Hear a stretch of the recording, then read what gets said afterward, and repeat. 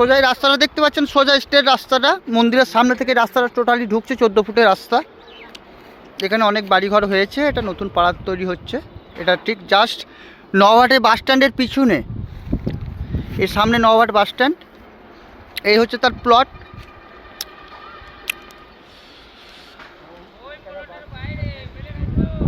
ঠিক আছে, এটা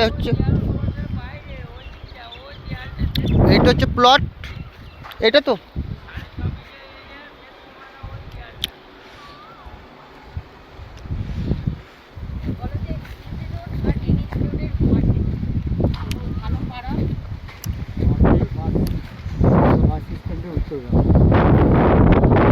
বাড়িটাও দেখে দিচ্ছি।